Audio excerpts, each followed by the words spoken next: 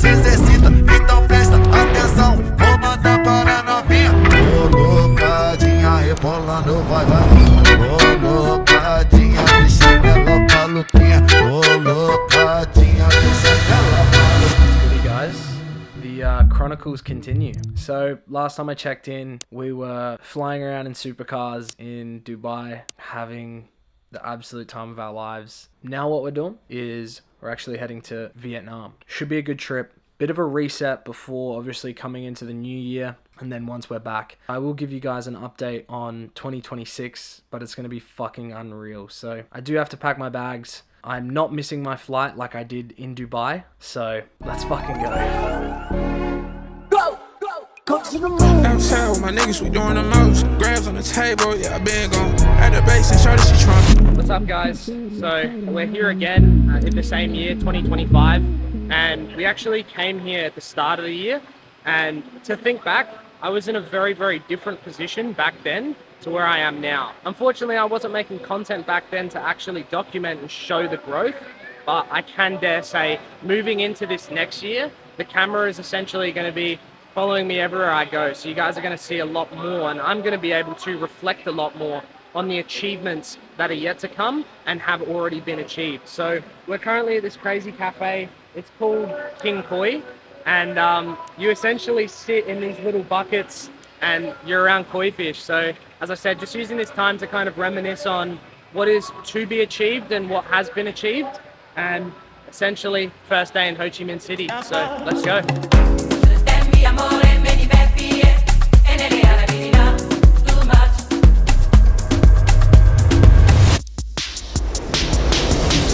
I just wait by the door, don't know what I'm headed for. And if it's me and the beat, I'm keeping one on the. Guys, what's going on? So it's been a crazy time so far in Vietnam. We spent a couple of nights in Ho Chi Minh and really just spent the time to kind of relax and soak everything in. Did a little bit of work here and there, just kind of dialing in all the stuff across social media, which is coming together really nicely, building out an entire content team and whatnot. So really starting to get things dialed in. We ended up booking a really last minute trip to Phu Quoc, which is a bit of an island off the coast of central Vietnam. What we're going to do now is we're going to head down to one of the more touristy parts.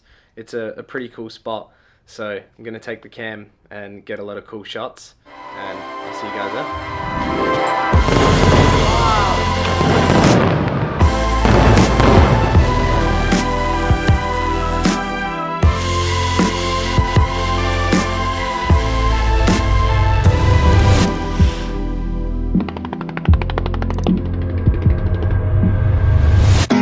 Sabia, Sarique, Caxinguele, Maracajá, voo de mate, tapere, saci perere, boitatá. Wait, so we're currently in the village. Last time I picked up the cam, we were in Phu Quoc. We're essentially back in Vietnam, just on like a bit of a coastal town. And we're going on one of these, I don't even know what you call them, like these cart fucking crazy things. Last time we were here, we jumped on one of these and it was actually one of the funnest things. So we're gonna give it another rip, and currently going all the way up to the top. So it's been a pretty crazy trip so far. I haven't really done like a whole lot of fancy stuff like Dubai. I do have a feeling of what the first couple months of the year is going to look like. We've got a couple trips planned, going to be building some cool shit with some cool people. So stay tuned and let's fucking get after it. For the meantime, just going to enjoy the scenery and yeah, go for a little ride. Oh.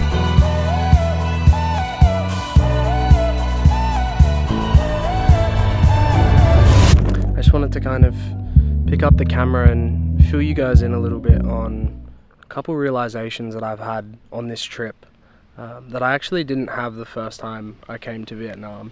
Now, the family that we're spending time with here and the people that we're spending time with here, they really came from not much. They don't have, you know, the fancy house or the fancy cars or the fancy clothes and stuff like that that, you know, are really popular back home in Australia and the US and a lot of the Western countries.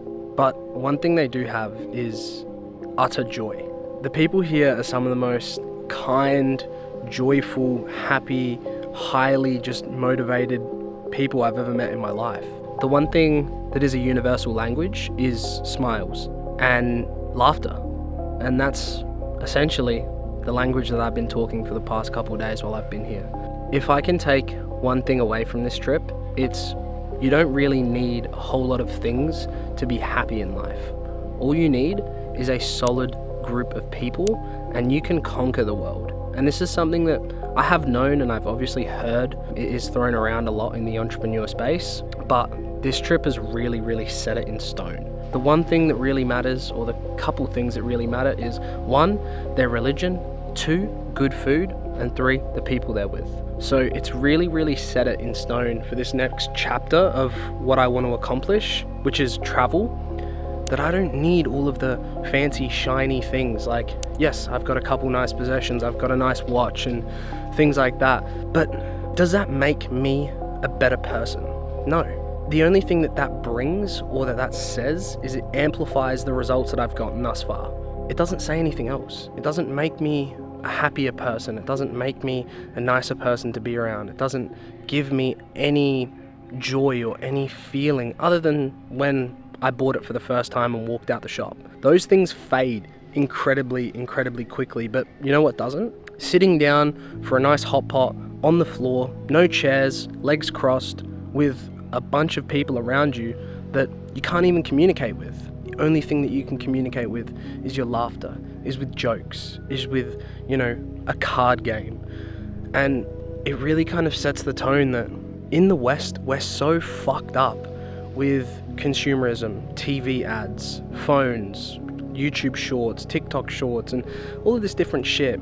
Social media being the one thing for that, That doesn't work like that here. And it's just crazy to go from such a high of Dubai, which was driving the Lambos, experiencing that kind of lifestyle that everyone on Instagram seems to be living at the moment, and the Western you've made it lifestyle, and then coming here to somewhere with literally nothing.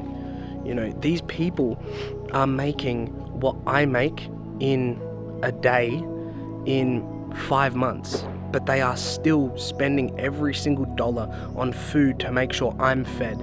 Every single morning, breakfast, lunch, dinner. Are you hungry? Do you want anything else? Do you want a drink?